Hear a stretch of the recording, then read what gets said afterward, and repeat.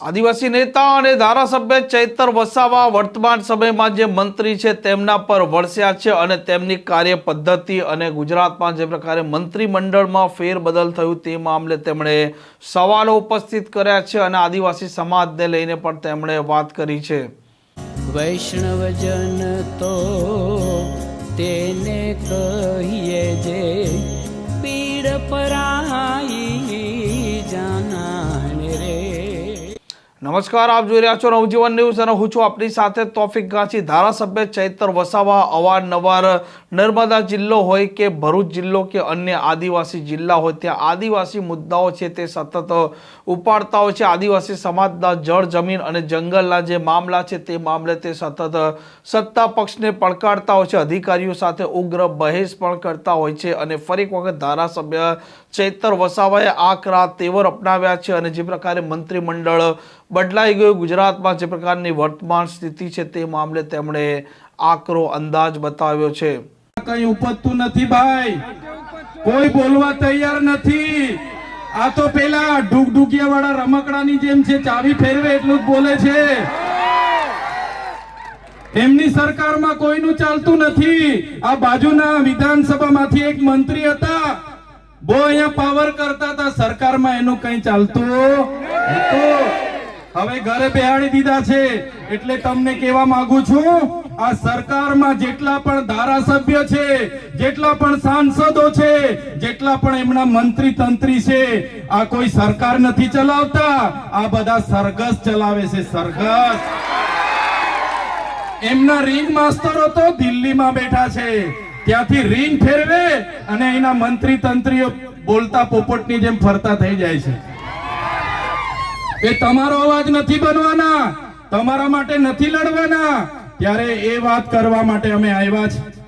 તમે જોયું હશે, ચૈતરભાઈ વસાવા આ વિસ્તાર અને આદિવાસી સમાજ, ગુજરાતની જનતા દરેક વર્ગ માટે લડે, યુવાનો માટે લડે, મહિલાઓ માટે લડે, ખેડૂતો માટે લડે, વિદ્યાર્થીઓ માટે લડે, આમ આદમી પાર્ટી શિક્ષણ માટે લડે, વીજળી માટે લડે, સ્થાનિકોને રોજગાર માટે લડે.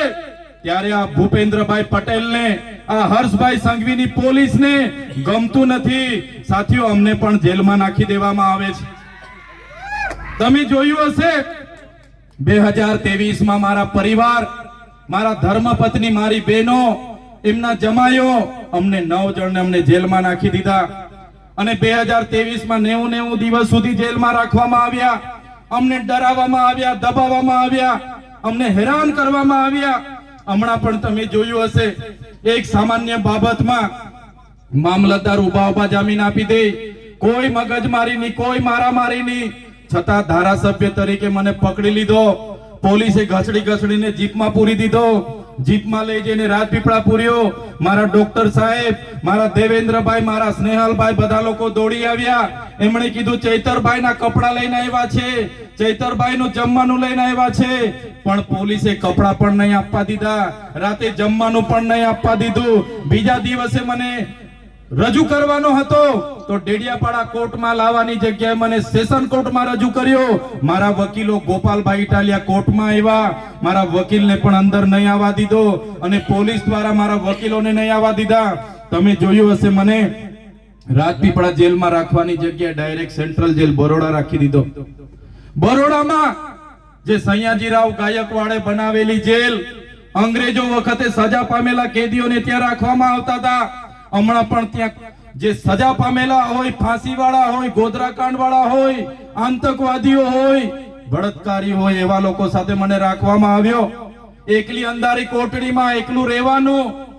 નાના જેલની જમવાનું આવે ત્યારે જમવાનું પકડી લેવાનું, જેલના આસન પટ્ટામાં ઊંઘવાનું, કોઈની મુલાકાત નહીં.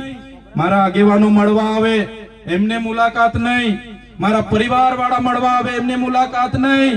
મારા વકીલ મળવા આવે, એમને મુલાકાત નહીં. અને જેલોમાં પણ યાતનાઓ આપી, મને વેદનાઓ આપી, મારા કાર્યકરોને દુઃખ આપ્યું, મારા પરિવારને વેદના આપી, મને ડરાવ્યો, મને ધમકાવ્યો, મને કહેવામાં આવ્યું કે તમારે ભારતીય જનતા પાર્ટીમાં જોડાવાનું છે, તમારે આદિવાસીઓ માટે બોલવાનું નથી, તમારે ખેડૂતો માટે બોલવાનું નથી, તમારે યુવાનો માટે બોલવાનું નથી. સાથીઓ, એક દિવસ, એક અઠવાડિયું, એક મહિનો, તારીખ પર તારીખ, તારીખ પર તારીખ, તારીખ પર તારીખ, 80 દિવસ પછી હું જેલમાંથી માંડ છૂટ્યો અને એ લોકોને મેં કીધું, મારી માતા બહેનોના, મારા વડીલોના, મારા યુવાનોના આશીર્વાદ છે, ચૈતર વસાવાનું તમે કંઈ બગાડી નથી શકવાના. ત્યારે આટલા માટે અમારે કહેવું પડે. અમને ખૂબ ડરાવવામાં આવે છે, પોલીસ દ્વારા ડરાવવામાં આવે છે, એમના નેતાઓ દ્વારા ડરાવવામાં આવે છે, એમના કલેક્ટર જેવા અધિકારીઓ દ્વારા ડરાવવામાં આવે છે, ધમકાવવામાં આવે છે, કહેવામાં આવે છે કે ભાઈ તમે કેમ બોલો છો, સાનામાના બેસી રહ્યો. શું આદિવાસીઓ માટે બોલવું એ મારો ગુનો છે? અમારા બાળકો માટે શિક્ષકોની માંગણી કરી મારો ગુનો છે? અમારા યુવાનો માટે પોસ્ટ મેટ્રિક શિષ્યવૃત્તિની માંગ કરીએ એ અમારો ગુનો છે? અમારા લોકો જંગલ જમીન ખેડે એના માટે અમે સનતની માંગણી કરીએ, શું અમારો ગુનો છે?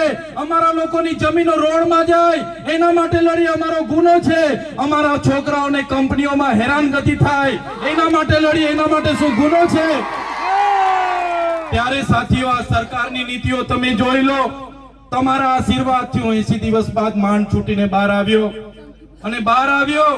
મારા સ્નેહલભાઈ, મારા દેવાભાઈ, મારા દહેરામભાઈએ કીધું, ચૈતરભાઈ તમારા જામીન અમે જેમ તેમ કરીને કરાવી લીધા છે, પણ તમારે ડેડિયાપાડામાં પ્રવેશ નથી કરવાનો. હવે તમે વિચાર કરો, ડેડિયાપાડાની જનતાએ 1 લાખથી પણ વધારે મત આપીને મને ધારાસભ્ય બનાવ્યો. ડેડિયાપાડામાં મારું કાર્યાલય છે, ડેડિયાપાડામાં મારું ગામ છે, મારું ઘર છે, મારો પરિવાર છે, પણ આ ભારતીય જનતા પાર્ટીના નેતાઓ, આ ભારતીય જનતા પાર્ટીની પોલીસ આજે મારા ડેડિયાપાડા મત વિસ્તારમાં મને જવા નથી દેતી. હું ડેડિયાપાડા મત વિસ્તારમાં પગ મૂકું એટલે મારે ફરી વડોદરા જેલમાં જવું પડે. પણ એ લોકો કહેવા માંગે છે હું રાજપીપળા રહીને લોકોના કામ કરું. ત્યારે અમારા સાંસદ મને ધમકી આપે કે આ ભાઈને આદિવાસી વિસ્તારમાંથી કાઢી મૂકો, આ ભાઈને ગુજરાતની બહાર તડીપાર કરો.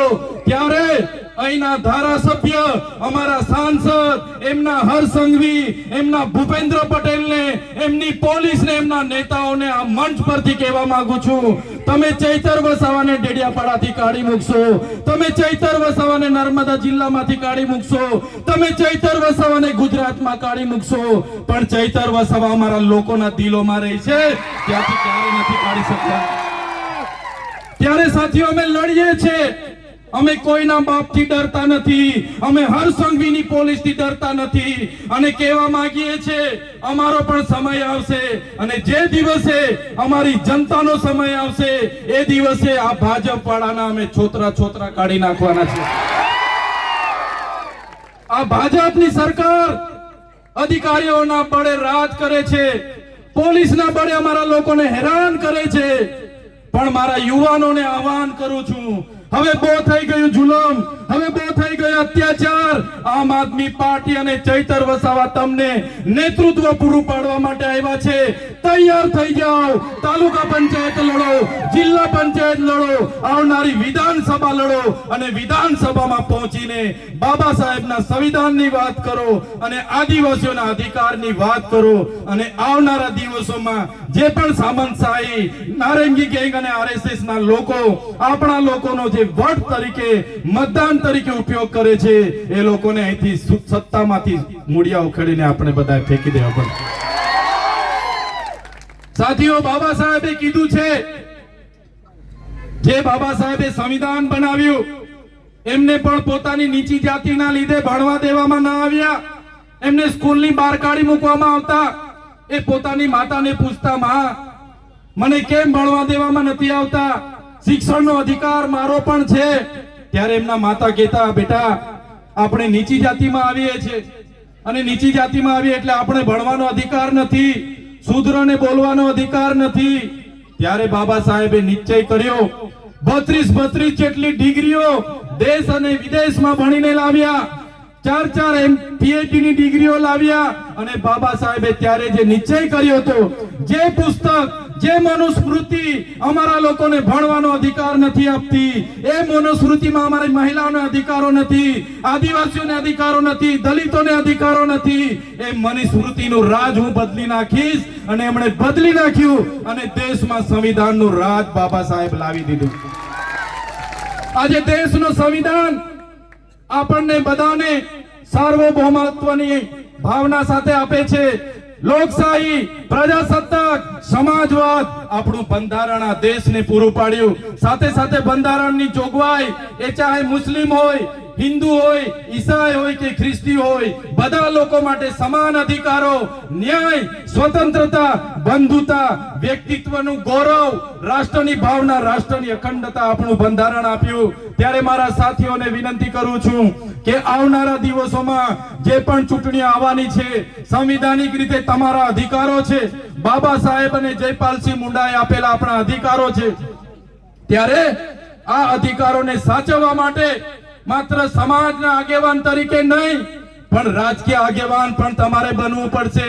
બંધારણની આપણી અનુસૂચિ 5 ના રક્ષણ માટે, પૈસા એક્ટના રક્ષણ માટે, 73AA ના રક્ષણ માટે, એટ્રોસિટી એક્ટના રક્ષણ માટે, આપણી જમીનો બચાવવા માટે, આપણી જળ, જંગલ અને ખનીજો પરના અધિકારો બચાવવા માટે આવનારા દિવસોમાં તમારે બધાએ રાજનીતિમાં આવવું પડશે. આ પ્રકારના સમાચાર પ્રકારના અહેવાલ માટે નવજીવન ન્યૂઝ ચેનલ સાથે જોડાયેલા રહો. નમસ્કાર.